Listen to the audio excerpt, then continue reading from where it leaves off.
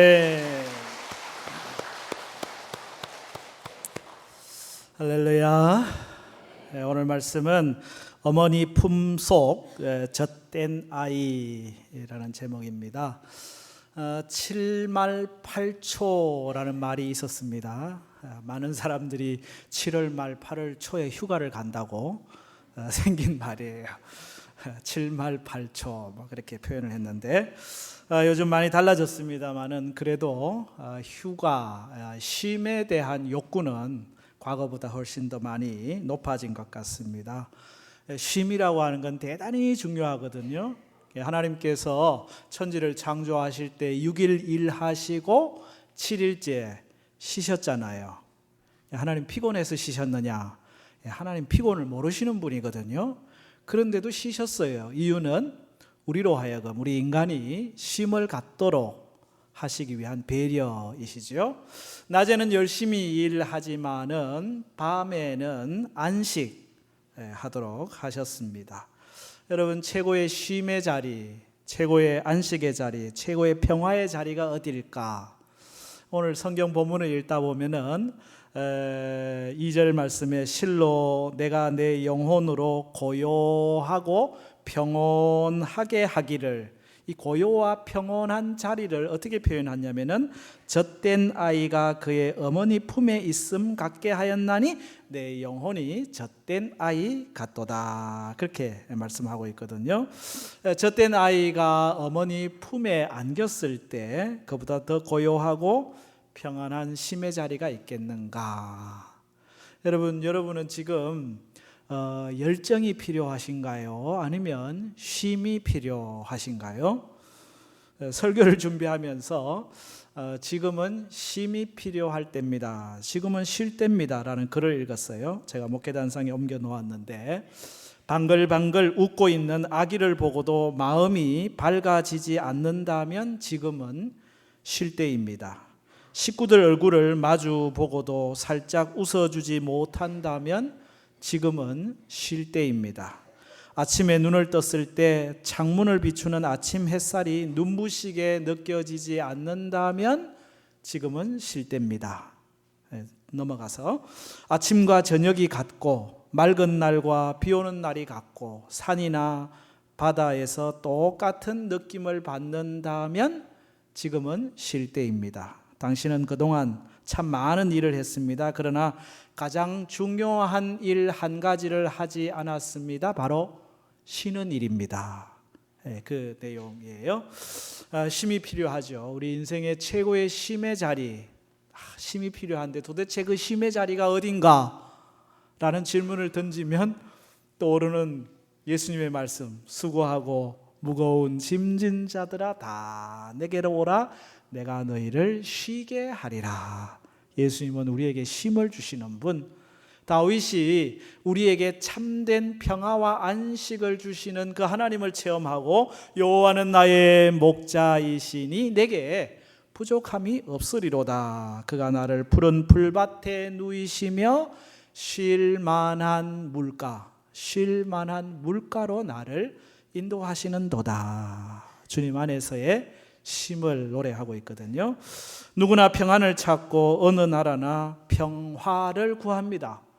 그런데 열심히 찾고 있는 평안, 열심히 찾고 있는 평화가 점점점 멀리만 느껴지는 경우를 우리가 경험하죠. 최근 우리나라 국제 정세를 이렇게 보면요, 요동치고 있습니다. 일본이 정치적인 이유로 경제 보복을 감행해서 국내 경제뿐만 아니라 세계 경제 질서를 어지럽히고 있잖아요.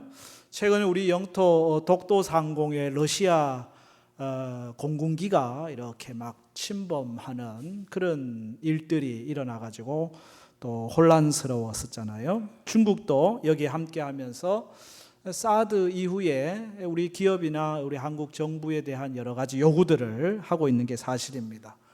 북한은 또 가만히 있느냐?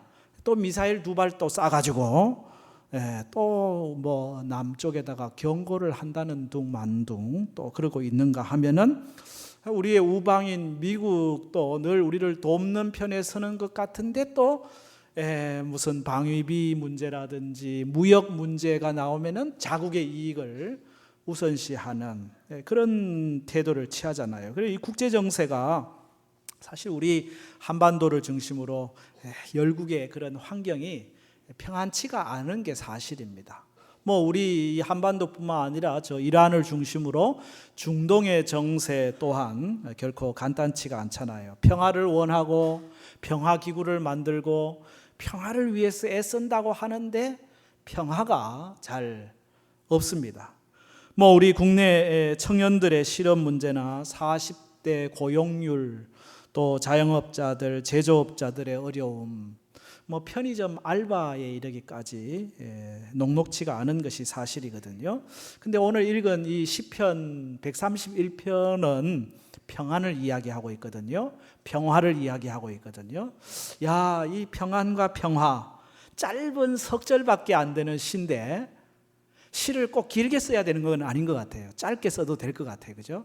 우리 성경에서 제일 짧은 장이 두 절짜리 117편 제일 짧은 게 있는가 하면 요 세 절짜리 그 다음으로 짧은 시편인데 이 속에 이 평안, 평화가 다 담겨 있잖아요. 여러분 시를 쓰시나요?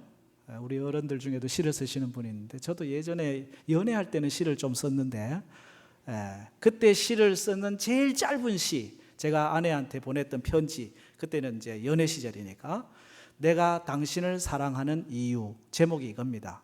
내가 당신을 사랑하는 이유, 내가 당신을 사랑하지 말아야 할 이유를 찾지 못했기 때문입니다. 끝. 뭐 시가 길어야 되는 거 아니에요, 그죠? 내가 도대체 사랑 안 해야 될 이유를 막 찾아보는데 이것도 이유가 안 되고 이것도 이유가 안 되고 이것도 이유가 안 돼. 그럼 뭐 사랑해야지 뭐.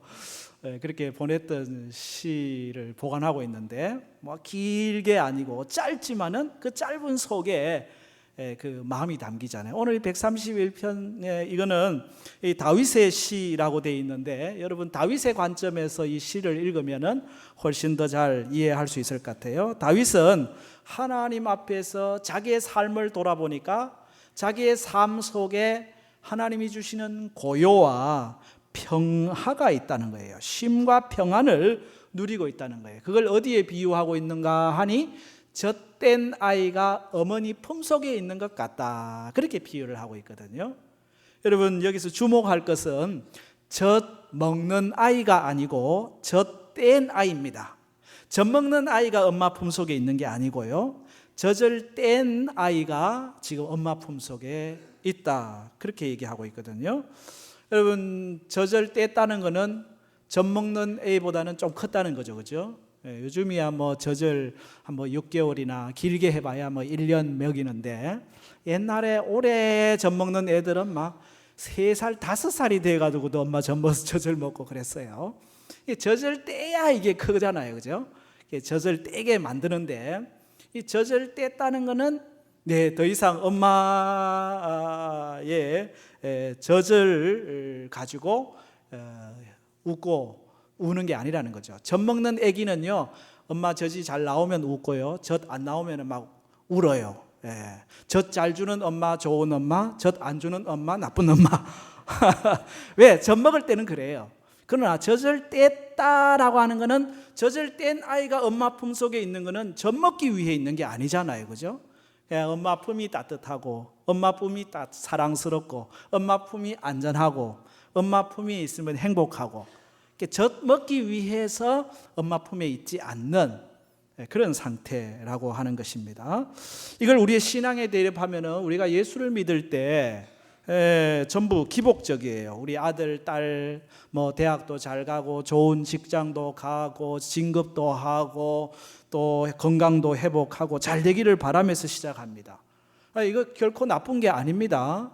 신앙은 뭐 기복적인 게 사실이에요. 왜? 하나님은 복을 주시는 분이니까. 복을 구하는 게 뭐가 잘못됐습니까? 문제는 기복주의거든요. 복을 받는 게 목적이에요. 그래서 하나님이 나한테 복을 주면 좋은 하나님, 나한테 복을 안 주면 나쁜 하나님, 고약한 하나님, 내가 하나님 섬길 이유도 없어 하나님을 떠나버리는 거, 이건 기복주의 신앙이에요. 이건 건강한 신앙이 아니죠. 젖된 아이라고 하는 것은 하나님과의 관계가 물질적 관계를 뛰어넘어서 하나님의 사랑, 은혜를 경험하면서 하나님으로 만족하는 거죠. 보이는 세계 물질이 없어도 하나님으로 만족하는 것. 이것을 다윗은 젖된 아이가 엄마 품에 있는 것으로 표현하는 거예요. 뭘 얻기를 위한 욕구 때문에 그 품 속에 있는 게 아니고 그냥 그 사랑이, 그 함께함이, 그게 따뜻하고 그게 행복해서 그 품 속에 있는 아이. 우리가 믿음 생활, 하나님 생활 하는데 하나님 안에 있는 것이, 그것이 행복이고 그것이 평화고 그것이 기쁨이기 때문에 뭘 어떤 걸 얻기 위한 목적이 아니라 그 안에서 참 쉼을 누리는 것. 젖된 아이가 어머니 품속에 있는 것 같다. 그 안에서 누리는 평화, 그 안에서 누리는 샬롬. 평화 평화로다 하늘 위에서 내려오네. 그 사랑의 물결이 영원토록 내 영혼을 고이 싸네. 이 평화, 그죠? 이 어머니 품속에 있는 그 젖을 뗀 아이 같은 평화, 그것을 누릴 수 있는 그 방법이 뭘까? 오늘 이 다윗은 그걸 누리고 있잖아요, 그죠? 그러면서 자기가 그 비법을 얘기를 합니다. 그 비법 첫 번째가 뭐냐면요, 여기 교만하거나 오만하지 않았다, 그렇게 표현을 하고 있는데 1절 상반절에 여호와여 내 마음이 교만하지 아니하고 내 눈이 오만하지 아니하오며, 그렇게 말씀하면서 힘쓰지 아니했다. 이제 그렇게 1절이 끝나고 있는데, 마음의 문제죠. 교만이라고 하는 것이 패망의 선봉이거든요. 교만과 오만은 우리의 마음에, 우리의 삶에 감사를 빼앗아 가버려요. 평안을 빼앗아 가버려요.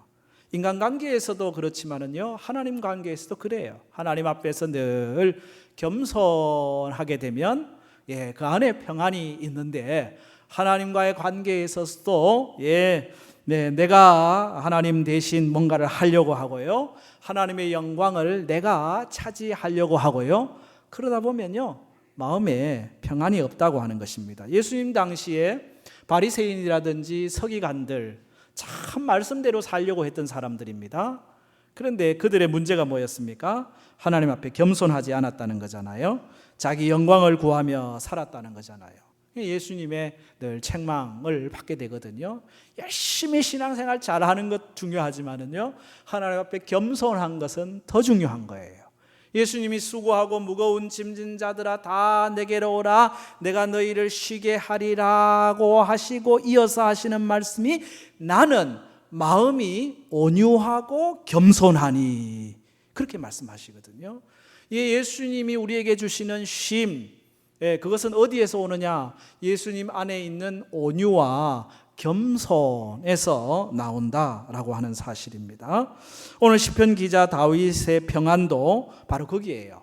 교만하지 않고 오만하지 않는 데서 나오는 겁니다. 다윗은 하나님 앞에서 늘 겸손하려고 했어요. 자기를 낮추려고 했어요.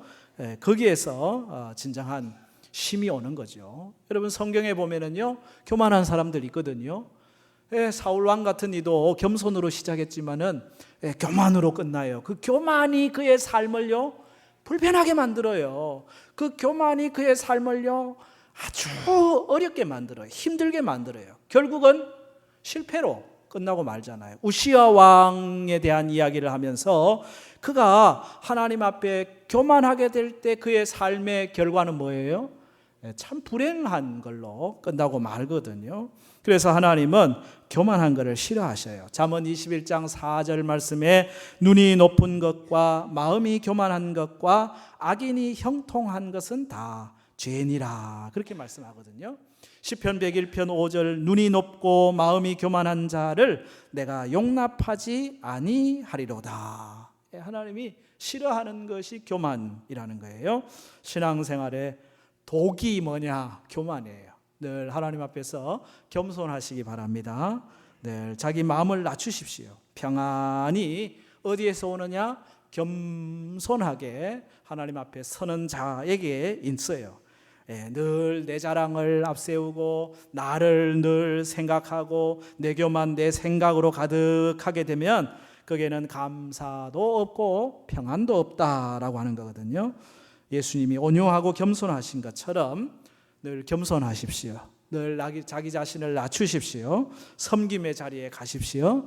대접을 받기보다는 대접을 하는 자리에 가십시오. 거기에 평안이 있어요. 평화가 있어요. 어머니 품속 젖된 아이 같은 은혜는 내가 막 뭔가 자랑하려고 하고 내가 나를 높이려고 하고 내가 나를 중심으로 살아가게 되면 없어요. 그러나 겸손하게 자기를 낮추는 그곳에 하나님의 평안이 있다는 사실 기억할 수 있기를 바랍니다. 여기 다윗의 두 번째 비법은 뭔 줄 아세요? 그건 바로 과욕하지 않는 겁니다. 자족하는 것이죠. 1절 하반절 말씀인데 뭐라고 되어 있나요? 같이 읽을까요? 내가 큰 일과 감당하지 못할 놀라운 일을 하려고 힘쓰지 아니하였나이다. 내가 큰 일과 감당하지 못할 놀라운 일을 하려고 힘쓰지 않았다는 거죠. 자기 역량과 능력의 한계를 벗어나서 그 이상의 일을 이루기 위해서 애쓰지 않았다는 거거든요. 다 자기 분량이 있습니다. 그것을 더 하려고 하다가 보면은요, 그러면은 그게 스트레스가 되는 거죠. 그게 불면증이 되는 거고요. 그게 소화불량이 되는 거고요. 그게 두통이 되는 거고요. 그게 우리의 삶을 불편하게 하는 거예요. 쉽게 화를 내고 분내어하게 되는 거거든요. 욕심입니다. 과욕입니다. 우리가 다 5달란트를 남길 필요가 없어요. 2달란트 남기는 사람도 있고요. 1달란트 남겨야 되는 사람도 있습니다. 내가 뭔가를 이루겠다고 하다가는 평안을 잃어버리는 거예요. 쉼을 잃어버리는 거예요. 그래서 저는 사실 여호와 이레를 좋아합니다. 여호와 이레, 하나님이 준비하신다. 하나님이 준비하시니까 내가 발버둥 칠 이유가 없는 거잖아요. 하나님이 준비하신 것만큼만 가면 되잖아요. 하나님이 왼쪽에다가 돌멩이 하나 준비해 놓으시면 왼발 한 발 뛰면 되는 거고, 하나님이 오른쪽에다가 돌멩이 하나 놓아주시면 오른발 한 번 뛰면 되는 거고, 하나님이 멈추시면 멈추고 하나님이 가면 되는 거잖아요. 그러니 스트레스 받을 필요가 없죠. 여호와 이레, 하나님이 준비하시니까 하나님 준비하시는 대로만, 준비하시는 만큼만 가겠습니다. 그러면 거기에 임마누엘이고, 거기에 에베네셀이고, 거기에 할렐루야고, 거기에 평화에 쓰레가 없어요. 안달하지 않아요. 꿈을 꾸지만은 꿈을 이루시는 분이 하나님이다 라고 생각하고, 그렇게 내게 주어진 분량만큼만 감당해 가는 거거든요. 여러분, 다윗이 자기 분량, 자기 분수를 넘치게 하려다가 큰 코 다친 일 한 번 있거든요. 그게 바로 다윗의 밧세바 사건이거든요. 군대를 전쟁터 보내놓고 한가하게 옥상을 거닐다가 눈에 들어온 한 여인, 우리아의 아내 밧세바를 취한 사건이잖아요. 나단 선지자를 통해 가지고 하나님께서 다윗에게 뭐라고 말씀합니까? 사무엘하 12장 8절 이하에 내 주인의 집을 내게 주고 내 주인의 아내들을 내 품에 두고 이스라엘과 유다 족속을 내게 맡겼느니라. 만일 그것이 부족하였을 것 같으면 내가 내게 저것을 더 주었으리라. 너한테 필요하면은 다 줬을 거야. 이것저것 다 주었을 거야. 그런데 어찌하여 내가 네 분수를 모르고 네가 한계 지어놓은 그 한계를 모르고 여호와의 말씀을 업신여기고 나 보기에 악을 행하였느냐. 내가 칼로 햇사람 우리아를 치되 암몬 자손의 칼로 죽이고 그의 아내를 빼앗아 내 아내를 삼았도다. 주신 것으로 감사하지 아니하고 주신 분량을 넘어 욕심을 부리다가 화를 당하게 되었다 라고 하는 말씀 아니겠어요? 다윗이 이 말씀 앞에 자기를 엎드립니다. 회개합니다. 하나님 앞에 용서를 구하지요. 하나님이 용서하시긴 하지만 죄에는 반드시 그 죄의 결과가 따라오잖아요. 그래서 사무엘하 12장 이후에 다윗의 삶을 보면 내리막인 것을 우리가 보게 되거든요. 토마스 아 캠퍼스라고 하는 신학자는 우리 영혼의 가장 무서운 적이 호기심이다, 그런 표현을 썼어요. 여기서 이 호기심이라고 하는 것은 좋은 의미의 호기심도 있지만요, 우리의 한계, 우리에게 주어진 그 선, 그걸 넘어서는 그것이 우리의 결국 죄가 된다는 거예요. 종교개혁자 깔뱅은 성경이 가는 데까지 가고 성경이 멈추는 데서 멈추어야 된다. 멈추는 데서 멈추어야 되고, 가르쳐주지 않으면 거기에서 멈춰야지 그걸 또 키고 캐고 들어가려고 그러다가 이단 사이비가 되는 이유가 거기에 있거든요. 성경이 가는 데까지만 가고 성경이 멈추는 데서는 멈춰야 됩니다. 성경이 가라는 데까지만 가고 가지 말라는 데서는 멈춰서야 돼요. 그래서 혹자는 영적 고스톱을 잘 쳐야 된다. 성경이 고 하면 고 가고 스톱 하면은 스톱하고 고스톱을 잘해야 된다, 그래 얘기를 하는데, 하나님께서 우리 각자에게 주신 달란트가 있거든요. 자기 분량이 있거든요. 한계가 있거든요. 그 안에서 충성스럽게 일하는 것입니다. 하나님은 우리에게 맡기신 것만큼만 찾지 그 이상을 요구하시는 분이 결코 아니라는 거예요. 욕심 부리면 안 된다는 거죠. 그럼 목사님, 우리는 그냥 큰일 하지 말고 그냥 눈에 보이는 작은 일만 하라는 말입니까? 그건 아니에요. 허드슨 테일러, 중국 내지 선교사의 아버지, 그죠? 허드슨 테일러의 유명한 말이 있습니다. 하나님을 크게 믿는 것보다 하나님을 크신 분으로 믿는 것이 더 중요하다. 여러분, 이 말의 뜻을 알겠어요? 하나님을 크게 믿는 것보다 하나님을 크신 분으로 믿고 순종하는 것이 더 중요하다. 이 말은 우리가 하나님을 위하여 막 큰 일을 하겠다 하고 막 하는 것보다는 하나님을 크신 분으로 믿고 그 크신 분 하나님의 말씀에 순종하며 나아가는, 그것이 중요하다는 거예요. 그러면 크신 하나님이시니까 우리를 통해 크신 일 하실 수 있어요, 없어요? 있어요. 크신 하나님이니까 우리 통해 작은 일 하실 수 있어요, 없어요? 작은 일 할 수도 있고요, 중간 일 할 수도 있고요, 큰 일 할 수도 있습니다. 내가 뭐 크게 하겠다 욕심 부리지 말고 내가 크신 하나님을 믿으면 그 크신 하나님이 나를 통해 작은 일 하실 수도 있고 중간 일 하실 수도 있고 크신 일 하실 수도 있다는 거예요. 우리 자녀를 위해 기도할 때, 하나님, 우리 자녀를 통해서 크신 위대한 일을 하게 하옵소서 라고 기도하기보다는, 하나님, 우리 자녀가 하나님의 위대하심, 크심을 믿고 순종하며 살게 하여 주옵소서. 그러면 크신 하나님, 위대하신 하나님이 그 자녀를 통하여 크신 일을 할 수도 있고요, 작은 일도 할 수도 있고요, 스트레스 안 받습니다. 하나님이 나를 사용하시는 대로 나를 드리고 나아가기 때문에 그렇습니다. 여기에 참 평안이 있는 거잖아요, 그죠? 그래서 다윗은 내 마음이 교만하지 아니하고 내 눈이 오만하지 아니하며 내가 큰 일과 감당하지 못할 놀라운 일을 하려고 힘쓰지 아니하니이다. 그렇게 해서 경험하는 게 뭐예요? 2절 말씀의 평안이거든요. 실로 내가 내 영혼으로 고요하고 평온하게 하기를 젖된 아이가 그의 어머니 품에 있음 같게 하였나니 내 영혼이 젖된 아이 같도다. 젖된 아이가 어머니 품 속에 어머니를 신뢰하고 어머니를 사랑하고 어머니를 정말 믿으면서, 그죠? 다 편안하게 쉬고 있는 모습, 이 신뢰잖아요. 하나님만 신뢰하고 하나님만 바라보는 거기에 참 고요와 평안, 쉼을 누리고 있다는 거죠. 이게 다윗의 비법입니다. 3절 말씀을 우리 다 같이 읽겠습니다. 시작. 이스라엘아, 지금부터 영원까지 여호와를 바랄지어다. 아멘. 왜 이 얘기를 하겠어요? 여호와를 바라볼 때 거기에 고요와 평안, 어머니 품속에 젖된 아이 같은 그런 쉼을 누릴 수 있기에, 이스라엘아, 지금부터 영원까지 여호와를 바랄지어다. 여호와께 소망을 두고 여호와를 신뢰하고 여호와를 항상 느끼라고 하는 거거든요. 오늘 시편이 다윗의 시라고도 되어 있지만은 그 옆에 또 뭐라고 되어 있어요? 성전에 올라가는 노래, 그렇게 표현이 되어 있어요.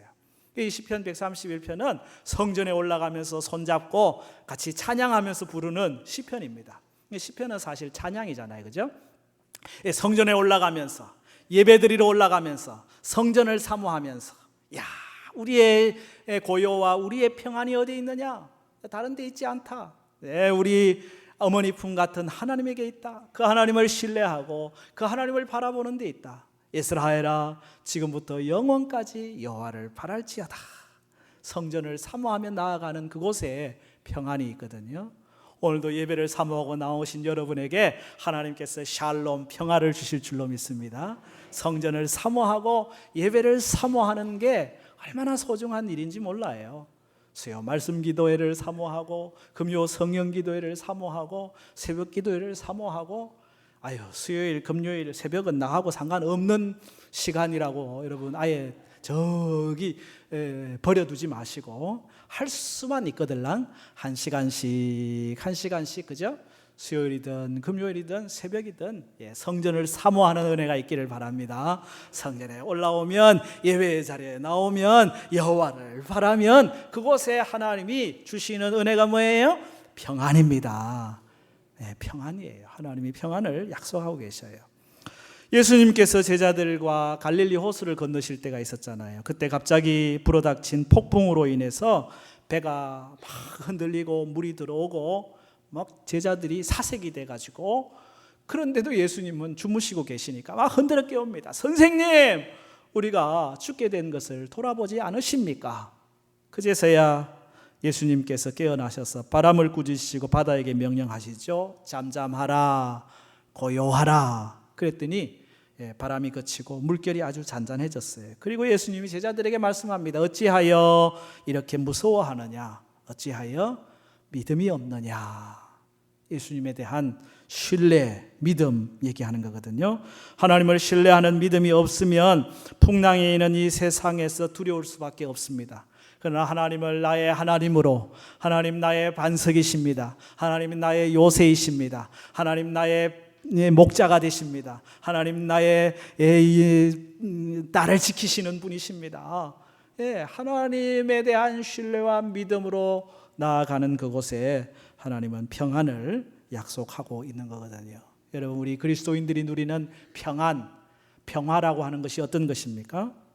어느 외국의 유명한 미술가 협회에서 평안을 주제로 해서 작품을 공모를 했습니다. 많은 작품들이 응모를 했어요. 그 그림들을 이렇게 보면 정말 평화로움, 그것을 경험할 수 있는데, 그 그림들 중에는 바람과 구름도 한 점 없는 아주 망망대해에 고요히 떠가는 배 한 척, 그런 그림도 있고요. 권태로울 만큼 그렇게 한적한 시골의 전원 풍경을 그린 그림도 있고요. 환한 봄날에 들판에서 한 가족이 한한 모습으로 소풍을 즐기려 있는 모습, 티 없이 맑은 아이들의 표정, 붉게 노을 지는 저녁 그 하늘을 배경으로 한 쌍의 연인의 다정함을 담은 그림, 푸른 초장에서 그죠? 한가로이 양들이 풀을 뜯어먹고 있는 풍경, 이런 풍경들이 다 사실 평화로운 그런 풍경들이죠. 그런데 최종적으로 대상을 수상한 작품은 뭐였느냐면요, 조금 달랐습니다. 그 그림은 파도가 거칠고 흉흉하게 몰아치는 험상궂은 날씨를 배경으로 하고 있습니다. 그 바닷가에 작은 오두막이 있고, 그 오두막 안에 엄마의 품에 안겨서 바깥의 요란함에도 아랑곳 없이 평안하게 잠들어 있는 아이의 모습, 그 작품이 대상을 수상했다고 그래요. 여러분, 우리의 삶의 자리가 비록 힘들고 어려워도 그 상황과 상관없이 쉼을 누릴 수 있는 것, 그것이 진짜 우리 그리스도인이 누리는 평안이지요. 하나님 안에서 누리는 평안. 우리 하나님은 우리의 아버지 하나님이시기도 하지만 오늘 성경 본문을 읽어보면 어머니 품속 같은 하나님, 사랑으로, 그 사랑에서 끊을 자 없는 따뜻한 그 하나님의 모습, 그죠?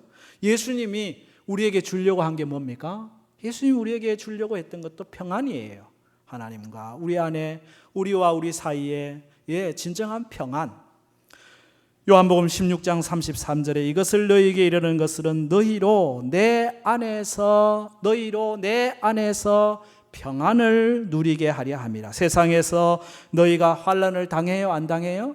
환난을 당해요. 그러나 담대하라. 내가 세상을 이기었노라. 주님 안에서 평안, 그것을 주려고 하신다 말씀하시거든요. 요한복음 14장 27절에도 평안을 너희에게 끼치노니 곧 나의 평안을 너희에게 주노라. 누구의 평안? 주님의 평안, 예수님의 평안을 너희에게 주노라. 내가 너희에게 주는 것은 세상이 주는 것과 같지 아니하니라. 너희는 마음에 근심하지도 말고 두려워하지도 말아라. 예수님 안에서 예수님을 통하여 얻는 평안, 그건 십자가 놀라운 구속의 은총이요 우리를 향한 하나님의 놀라운 축복이거든요. 우리를 구원하시고 품어주시는 평안이거든요. 주님은 우리에게 늘 평안을 말씀하셔요. 평안을 너에게 주노라. 세상이 줄 수 없는, 세상이 알 수도 없는 평안, 평안, 평안, 평안을 내게 주노라. 같이 한번 부를까요? 평안을 너에게 주노라. 세상이 줄 수 없는, 세상이 알 수도 없는 평안, 평안, 평안, 평안을 내게 주노라. 아멘. 엄마 품속에 젖된 어린아이 같은 평안. 이스라엘아, 지금부터 영원까지 여호와를 바랄지어다. 경천의 성도들아, 지금부터 영원까지 여호와를 바랄지어다. 아멘.